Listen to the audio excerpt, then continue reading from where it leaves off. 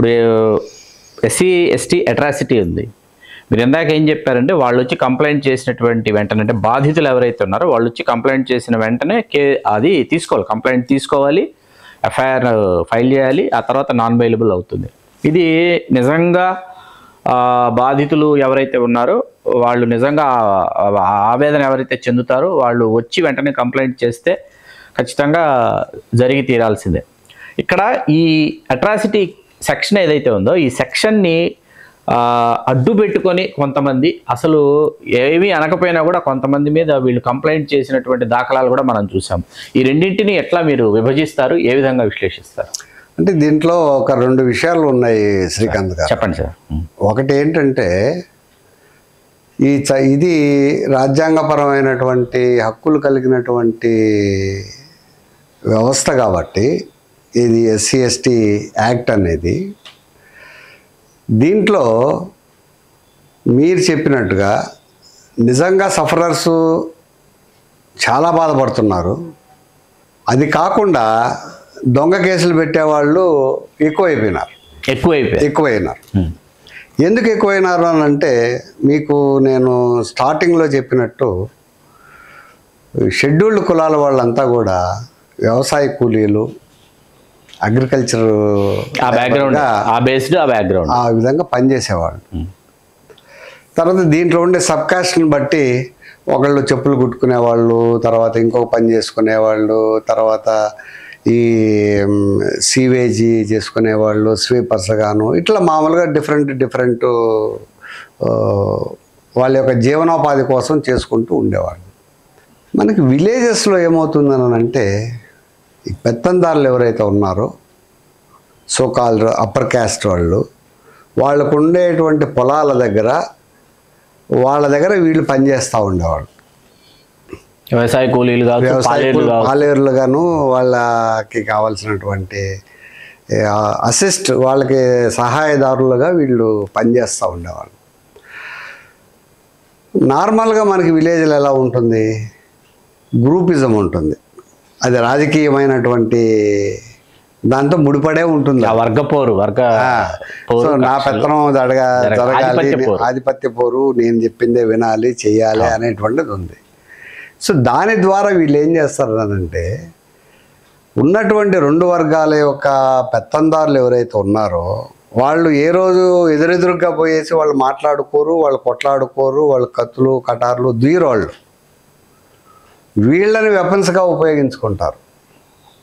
ఈ షెడ్యూల్ కులాల వాళ్ళని వీళ్ళని వెపన్స్గా ఉపయోగించుకొని, అరే నీ పేరు మీద మీకు సపరేట్ చట్టం ఉండదు, వాడి మీద కేసు పెట్టు, నేను చూసుకుంటాను మిగతాదని చెప్పి నేను వీళ్ళతో కేసు పెట్టేసి రెచ్చగొట్టడం అనమాట. అంతే. సో దానివల్ల ఏమవుతుందని అంటే, నిజంగా వీడు అసలు వీడికి ఏం తెలియదు, ఏదో మా అయ్యగారు చెప్పారు నేను చేయాలా, ఎందుకు ఆయన దగ్గర పాలేరుగా పనిచేస్తున్నాడు, ఆయన ఇచ్చినటువంటి బ్రతుకు తెరువుతూ వీడు బ్రతుకుతున్నాడు కాబట్టి నమ్మకస్తుడుగా ఉన్నటువంటి వాడు ఆయన చెప్పిందే వేదం వీడికి.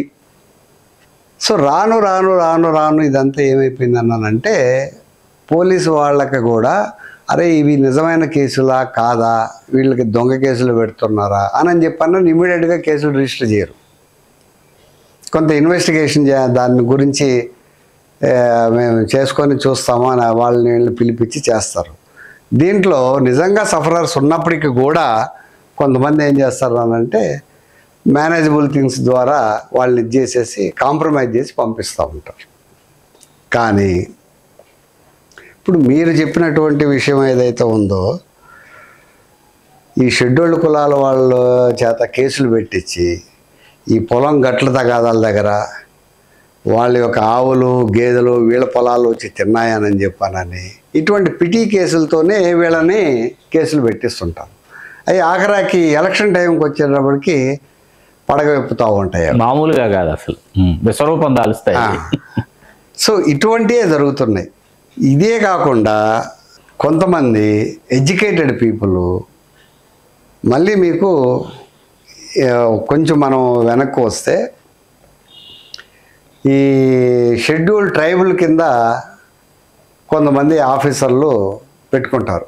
కాపు, Konda Kapu schedule tribe, Reddy Kondareddy schedule tribe, so ఇట్లా కొన్ని ఉద్యోగాలు సంపాదించుకునేసేసి వాళ్ళు ఉన్నటువంటి కేసులు కూడా నేను కమిషన్లో ఉన్నప్పుడు మీరు కమిషన్లో ఉన్నప్పుడు చూశారు? చూశాను నేను. సీనియర్ ఐఏఎస్ ఆఫీసర్ల కేసులే ఉన్నాయి. అంటే ఫాల్స్ క్యాస్ట్ సర్టిఫికేట్ మీద సబ్మిట్ చేసేసి వాళ్ళు ఉద్యోగం తెచ్చుకున్నారు, పదోన్నతులు పొందారు. తర్వాత కొంతమంది రిటైర్డ్ అయిపోయిన వాళ్ళు ఉన్నారు, కొంతమంది కాలంలో కలిసిపోయిన వాళ్ళు కూడా ఉన్నారు. అవి కూడా జరిగినాయి. సో కాబట్టి ఈ యాక్ట్ అనేది మిస్యూజ్ అవుతుంది. ఇది మిస్యూజ్ కాకుండా చేయాలి అని చెప్పనని ప్రభుత్వాలు ఎప్పుడు వీటి మీద దృష్టి పెట్టి సారించాల. కేవలం ఈ యొక్క సెక్షన్ని ఓటు బ్యాంకుగానే వాళ్ళు తయారు చేసుకుంటూ వచ్చారు తప్పితే ఎకనామికల్ గ్రోత్ అనేది వీళ్ళకి చేయలేకపోయారు. అదేవిధంగా వీళ్ళకి మిగతా ఫెసిలిటీస్ ఏవైతే ఉన్నాయో కేంద్ర ప్రభుత్వం ఇస్తున్నటువంటి ఇవి కానీ వాటిని కూడా వీళ్ళకి అప్లిఫ్ట్మెంట్ లేదు. ఏదో ఇప్పుడు ఉండే జనరేషన్స్ కొంచెం టెక్నాలజీ పెరిగి అక్కడ ఇక్కడ చదువుకునేసి కొంతమంది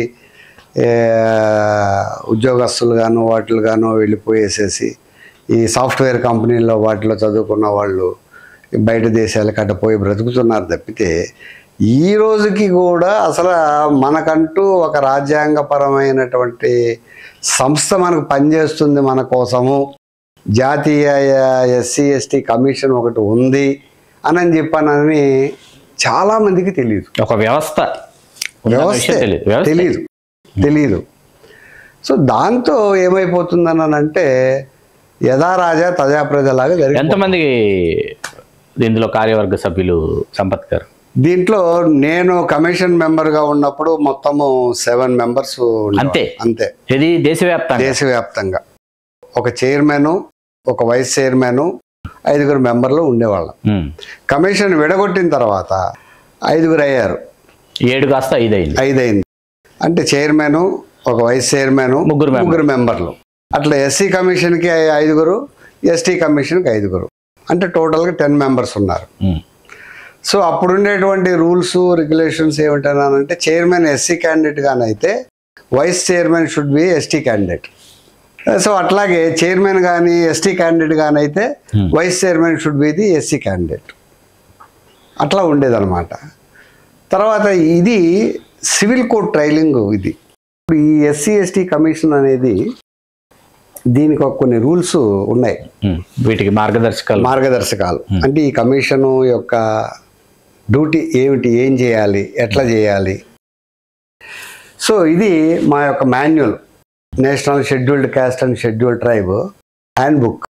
ఇది రాజ్యాంగంలో ఉన్నటువంటి హక్కులన్నీ కూడా దీంట్లో పొందుపరిచి వాళ్ళకి రావాల్సినటువంటి కాంపన్సేషన్స్, ఏదన్నా విక్టిమ్స్ జరిగినప్పుడు వాళ్ళకి ఎంత ఇవ్వాలా, ఏమి ఇవ్వాలా, దేని కింద ఇవ్వాలా, ఎట్లా చేయాలని.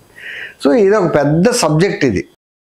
సో దీనికి సంబంధించి మీకు ఇందాక ఒక సందర్భంలో చెప్తూ మీకు నేను 10 years ఇంప్రిజన్మెంట్ అని చెప్పని అన్నాను కదా. This is the latest Supreme Court judgment. ఇది 2023. దీంట్లో మీకు ఒక పదం నేను చూపిస్తాను, మీరు మీ నోటితో మీరే చదవండి, ఎందుకంటే వ్యూవర్స్గా అర్థం కావాలి కాబట్టి.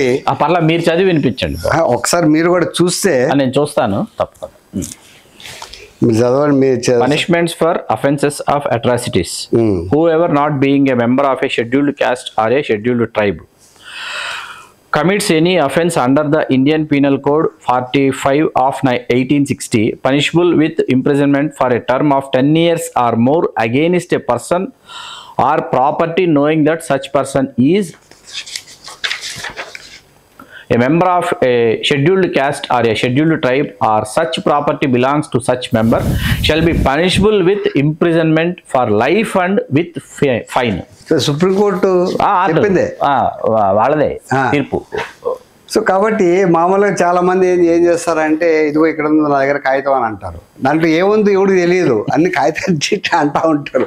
సో అందుకు నేను మీ చేత ఎందుకు చదివించాను అంటే, ఈ 10 years ఇంప్రిజన్మెంట్ అనేది ఉంది కాబట్టి వీళ్ళు ఏం చేస్తారంటే, పోలీసు వాళ్ళకి సపరేట్గా గైడ్ లైన్స్ ఉన్నప్పటికీ కూడా వాళ్ళకి ఏం గైడ్ లైన్స్ ఉండవు వాళ్ళకి తెలియదు. సో ఈ కేసు ఇది పిఓ యాక్ట్ కింద, ప్రివెన్షన్ ఆఫ్ అట్రాసిటీస్ యాక్ట్ కింద కానీ కేసు బుక్ అయింది అన్నానంటే దీన్ని ఎంక్వైరీ చేయాల్సినటువంటి డిఎస్పి మాత్రమే, ఒక ఎస్ఐఓ సిఐఓ వాళ్ళు కాదు. Not below the rank of DSP. Okay, DySP దీన్ని ఇన్వెస్టిగేటివ్ ఆఫీసర్ ఆయనే చేయాలి. సో నార్మల్గా ఐఓస్ అంటారు, అంటే ఇన్వెస్టిగేషన్ ఆఫీసర్ అని. వాళ్ళు ఏం చేస్తారంటే ఏ ఎస్ఐనో సిఐనో పంపించేసి వాళ్ళు బెదిరించేసి ఇది చేస్తారు. సో వీళ్ళకి ఇంకొక విషయం తెలియదు ఏంటంటే, ఎప్పుడైతే పోలీస్ స్టేషన్లో వీళ్ళు మామూలుగా కేసులు తీసుకోరో, సామాన్య ప్రజలకి నేను చెప్పేది ఏంటంటే నా తరఫు నుంచి, పోలీస్ స్టేషన్లకు వెళ్ళి మీరు కంప్లైంట్ ఇవ్వండి. వాళ్ళు తీసుకొని పక్షంలో డైరెక్ట్గా స్పెషల్ కోర్ట్స్ ఉన్నాయి. ఎస్సీ ఎస్టీ కోర్టుని మళ్ళీ కాన్స్టిట్యూట్ చేశారు. ఈ కేసెస్ అన్నీ కూడా అట్రాసిటీస్ యాక్ట్కి సంబంధించి బుక్ అయినటువంటి కేసెస్ అన్నీ కూడా వాటికి ఎస్సీ ఎస్టీ కోర్టు ఉంది సపరేట్గా, ప్రతి జిల్లాలోనూ ఉంది. సో అక్కడ ఆ కోర్టులకు వెళ్ళి మీరు జడ్జి గారికి అర్జీ ఇచ్చారంటే, మీకు జరిగినటువంటి అన్యాయాలని మేము మా పలానా ఏరియా పోలీస్ స్టేషన్లో ఉన్నాము, మేము దానికి ఇచ్చినా కానీ తీసుకోవటం లేదని అంటే, జడ్జి గారు సిఆర్పిసి 156 కింద 3 కింద వాళ్ళు ఎఫ్ఐఆర్ బుక్ చేయమని చెప్పి డైరెక్ట్గా ఆర్డర్ ఇస్తాడు. ఇంక చచ్చినట్టు ఎఫ్ఐఆర్ చేయాల్సిందే కదా, చేయాల్సిందే.